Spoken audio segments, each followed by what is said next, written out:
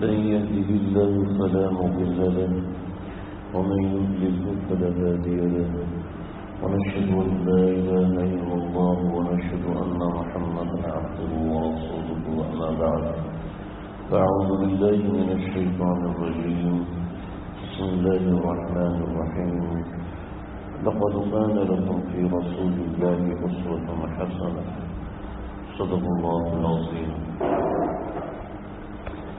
نبی اکرم صلی اللہ علیہ وسلم کی زندگی ہمارے لیے نمونہ ہے. بے شمار پہلو ہیں، بے شمار چیزیں ہیں.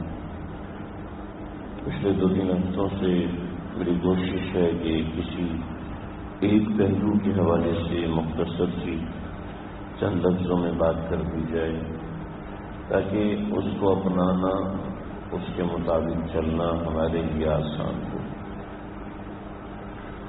آپ صلی اللہ علیہ وسلم کی زندگی سے بہت سے اعمال ہمارے سامنے آتے ہیں. کچھ فرض ہیں، کچھ واجب ہیں، کچھ سنت ہیں، ہر طرح کے اعمال.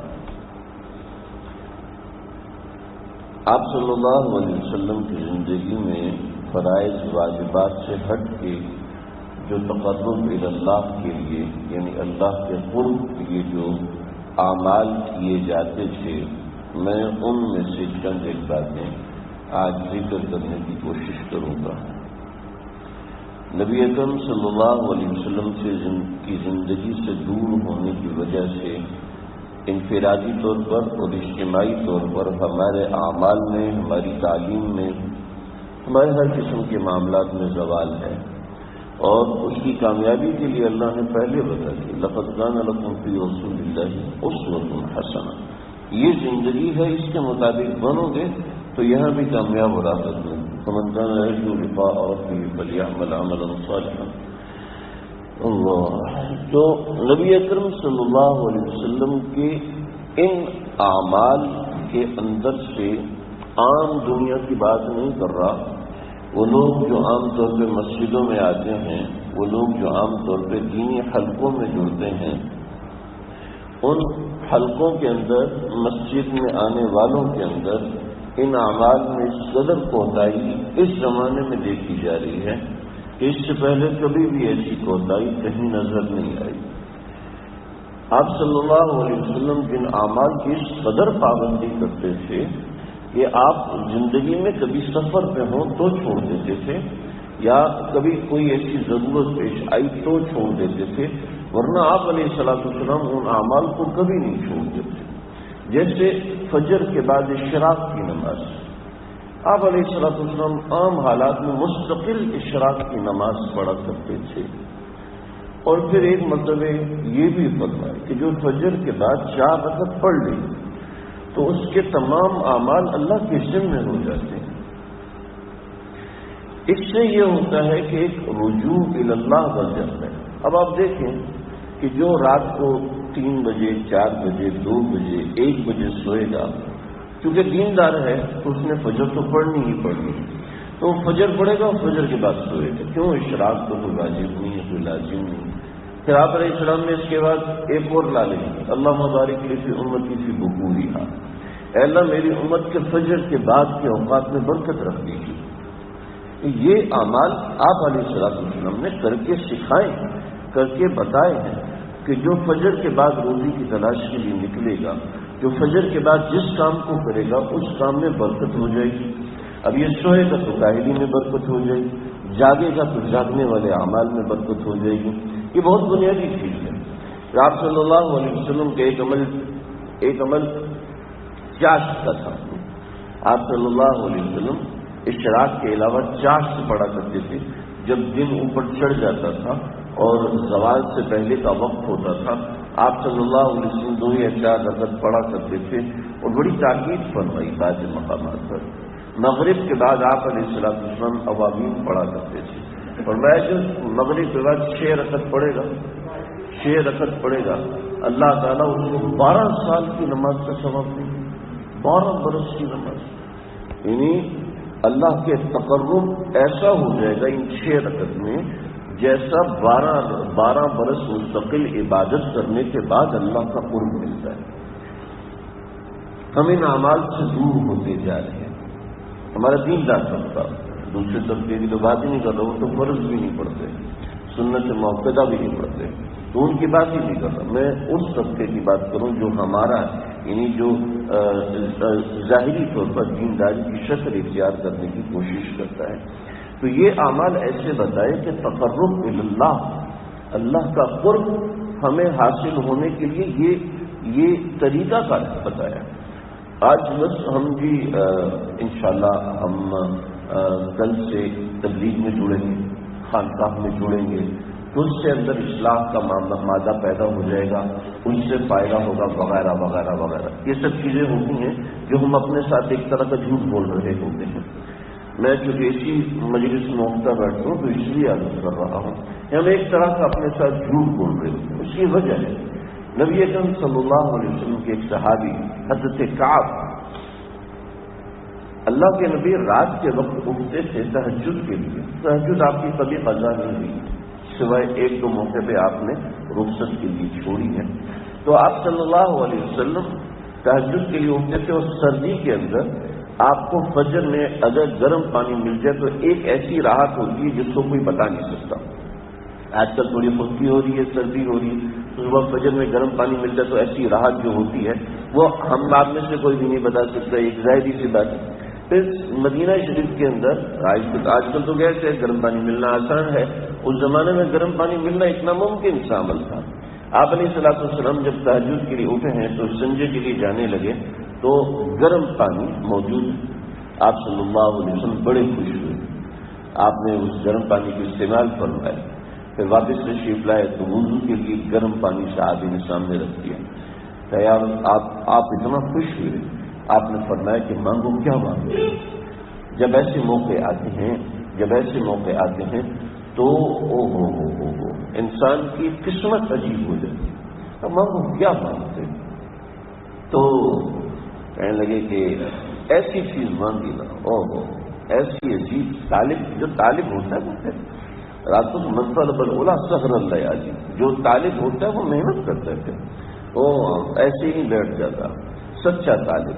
چنانچہ کہنے لگے یا رسول اللہ، جنت میں آپ کا ساتھ مانگتا ہوں. جنت میں آپ نے کیا مانگا؟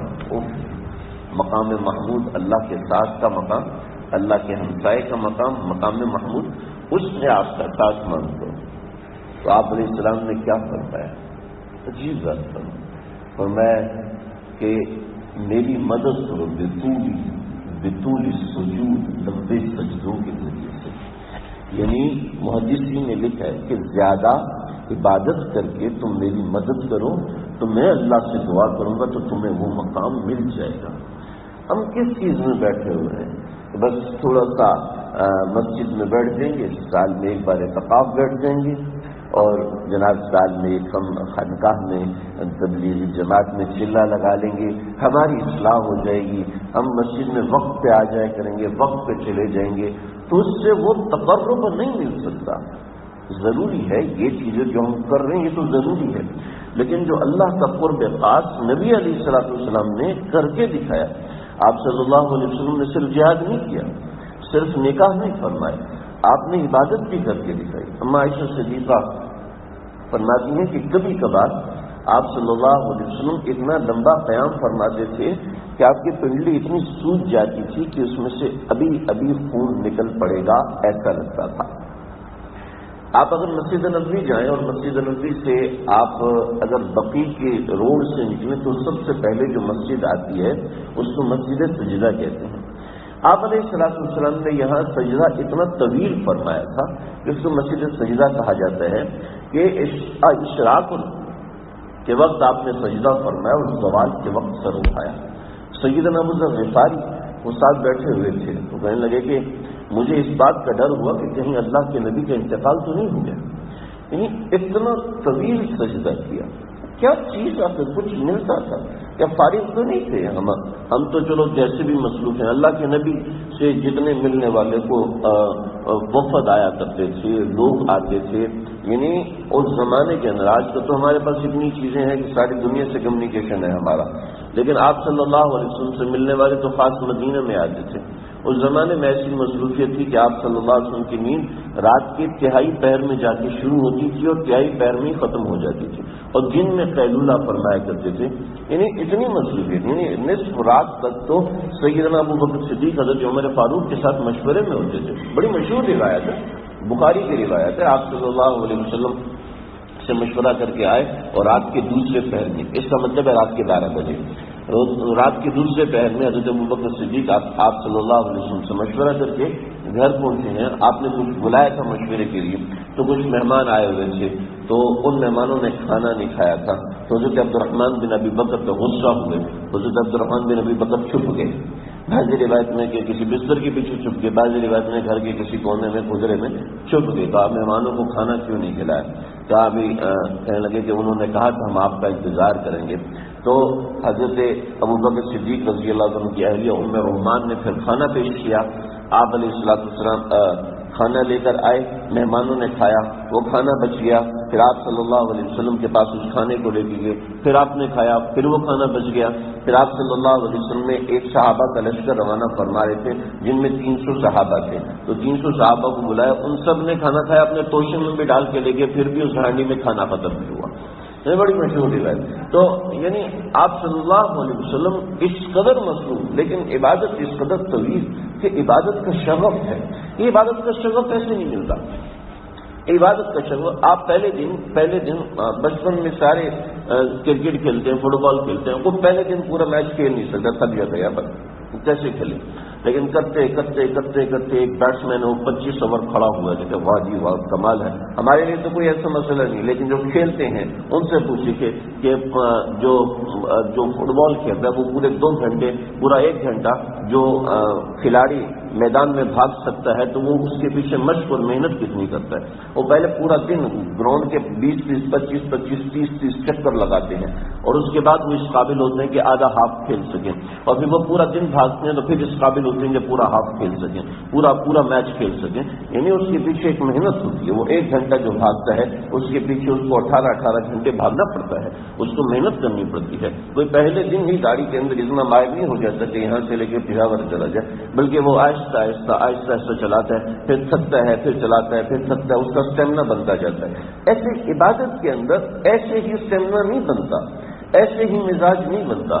نبی اکرم صلی اللہ علیہ وسلم کا تلاوت کا معمول اتنا مضبوط تھا کہ کبھی کسی دن تلاوت آپ کی رہی نہیں. ایک غزوہ حنین کے بعد جب آپ صلی اللہ علیہ وسلم سے لوگ ملنے کے لیے مدینہ شریف آئے تو ایک رات آپ کو تاخیر ہوگی، کافی تاخیر ہوگی. تو آپ وہاں پہنچے اور آپ صلی اللہ علیہ وسلم نے صحابہ کرام سے کہا مہمان کہاں ہیں؟ جی آپ کے انتظار میں جاگ رہے ہیں. وہ کون ہے؟ ابھی تک مسلمان نہیں ہوئے. وہ آپ صلی اللہ علیہ وسلم نے ان کو بتایا کہ میرا معمول ہے روزانہ تلاوت کا، اور آج میرا تلاوت کا معمول دن میں رہ گیا تھا، اس لیے میں نے رات میں اس معمول کو پورا کیا ہے، اور پورا کرنے کے بعد حاضر ہوں تو آپ سے میں معذرت چاہتا ہوں، آپ کو انتظار کرنا پڑا. نہیں، آپ صلی اللہ علیہ وسلم کتنے وفود آئے ہوئے ہیں، کتنے اللہ کے نبی کس کا کام کرتے تھے؟ اللہ کا کام کرتے. کوئی اپنی روزی تو نہیں کماتے تھے، دن میں مزدوری کرتے ہوں تو تھکتے ہوں، لیکن پورا دن یہی کام. لیکن اس کے باوجود اپنی جو براہ راست عبادت ہے اس کا معمول کبھی نہیں ترک کیا. اور آپ صلی اللہ علیہ وسلم عصر کے بعد نفل پڑھنا جائز نہیں، ٹھیک ہے.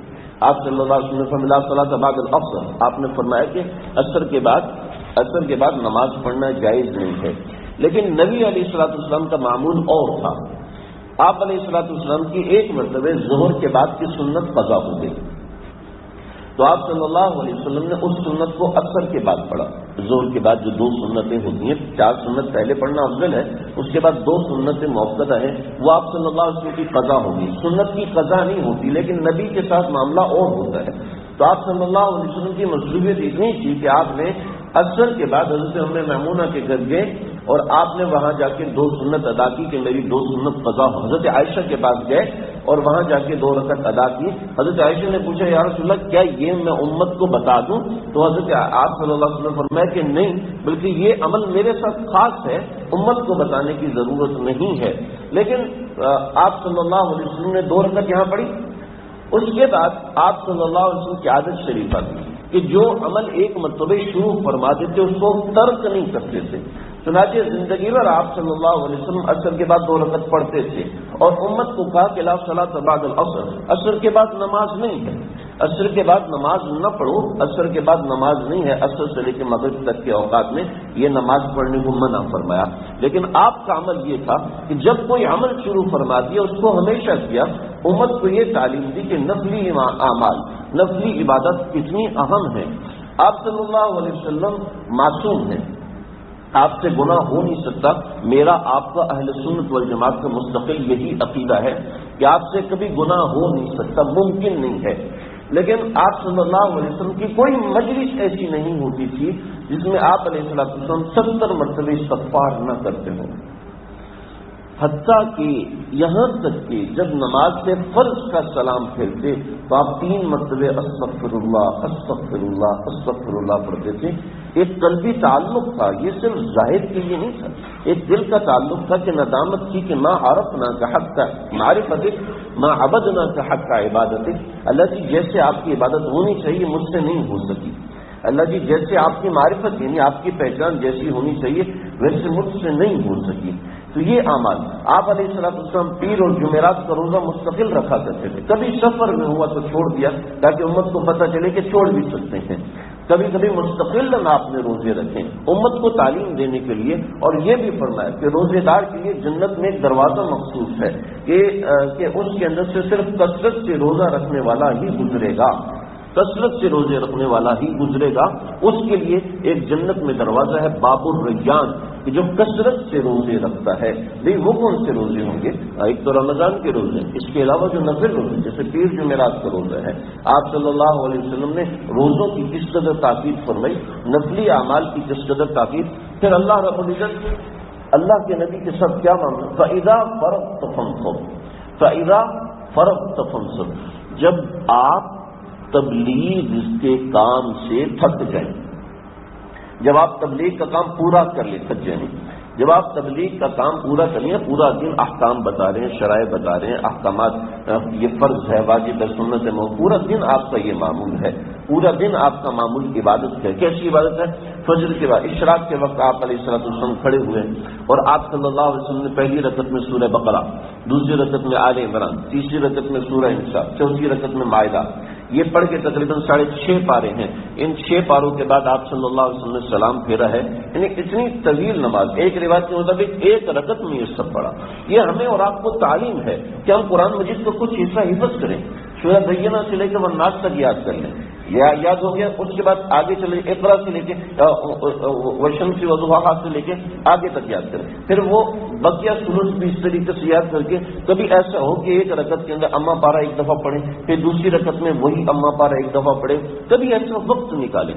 اس کا ذوق ایسا ہے، اس کا ذوق ایسا ہے کہ آپ کو گناہ دھکے مارے گا، آپ کو بازار دھکے ماریں گے، آپ کو یہ لوگوں سے بات چیت کرنا اور فضولیات میں جانا اور ادھر ادھر اخباروں کے اندر ڈسکشن کر رہے ہیں اور لوگوں سے معاملات ادھر ادھر لگے ہوئے ہیں، یہ تھکے مارے گا۔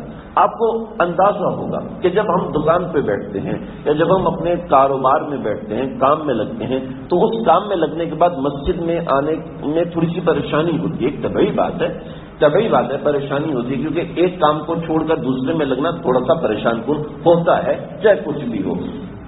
لیکن جب شغف عبادت میں لگے گا تو پھر یہ عبادت دوسری چیزوں کو دھکا مارے گی، دوسری چیزوں کو ہٹائے گی۔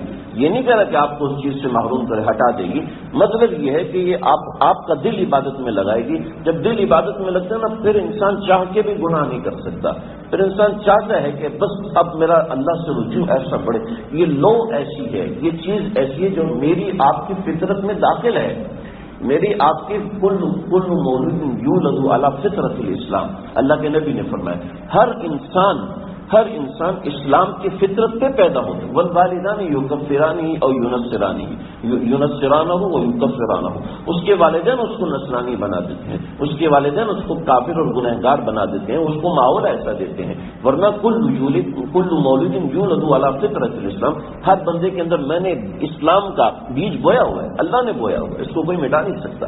تو بھائی یہ چیزیں ہیں، اپنے اندر مزاج نبوت کے اندر اس چیز کو پیدا کرنے کی کوشش کریں۔ سیرت کا ایک پہلو یہ ہے کہ آپ صلی اللہ علیہ وسلم کی مزاج میں کثرت عبادت تھی. تو آپ پورا دن ایسی عبادت کرتے, پورا دن دین کی تبلیغ ہوتی, اور آپ کو عرض کیا کہ ایک سجدہ کتنا طویل ہوتا تھا. لیکن اللہ فرمانے فَإِذَا فَرَغْتَ فَانْصَبْ, جب آپ ان سب چیزوں سے ہٹ جائیں تو فَانْصَبْ, اپنے آپ کو عبادت میں تھکائیں. نوکری میں, روزی میں اپنے آپ کو تھکانا یہ بہت بڑا کام ہے. آپ علیہ السلام نے ایک مزدور کا ہاتھ پکڑا اور کہا کہ ناول یدک, مجھے اپنے ہاتھ دو, میں نے تم سے مصافحہ کرنا ہے. کہا یا رسول اللہ میرے ہاتھ گندے ہیں, میں آپ سے ہاتھ ملاؤں گا تو آپ کے ہاتھ بھی گندے ہو جائیں. آپ نے ناول یدک, اپنے ہاتھ مجھے دو. انہوں نے ہاتھ پکڑائے, آپ نے ہاتھ پکڑا اور ہاتھ کو بوسہ دیا. آپ علیہ السلام نے فرمایا کہ اس لیے کہ رزق حلال کے لیے گندے ہوئے ہیں تو یہ اس قابل ہیں کہ ان کو بوسہ دیا جائے. لیکن اس کے ساتھ عبادت کی ترغیب ایسی ہے کہ جب آپ ان سب کاموں سے سجے وَإِلَىٰ رَبِّكَ فَارْغَب, تب اب اللہ کے سامنے کھڑے ہو کے بھی تھوڑا سا تھکیں. تو وہ تھکنا جب ہی ہوگا جب تھوڑا سا قرآن یاد ہوگا. نہیں یاد, اِنَّا أَعْطَيْنَاكَ الْكَوْثَرَ 10 دفعہ پڑھیں, قل هو اللہ شریف 10 دفعہ پڑھیں, قل اعوذ برب الناس سب کو یاد ہے 10 دفعہ پڑھ لیں. یعنی کچھ عبادت پڑھیں, کچھ ذکر بڑھائیں, کچھ تلاوت بڑھائیں, اپنے اعمال کو کچھ اس طریقے سے بڑھائیں کہ سیرت کا یہ والا حصہ ہماری زندگی میں آئے. اصل اللہ کے نبی کی زندگی کی سیرت کو آپ جب پیدا ہوئے تو سب نے خوشیاں منائی, لیکن جب اس مشن میں آئے تو بہت سے لوگ پیچھے ہٹ گئے. تو پیدائش کی خوشی تو ہم سب مناتے ہیں, لیکن اللہ کے نبی کا جو یہ مشن ہے, یہ اعمال ہے, ان میں سے ایک عمل میں نے یہ عرض کیا, اس میں اپنا حصہ داخل کرنے کی کوشش کریں. اس میں نبی اکرم صلی اللہ علیہ وسلم کی معیت میں ہم شامل ہوں.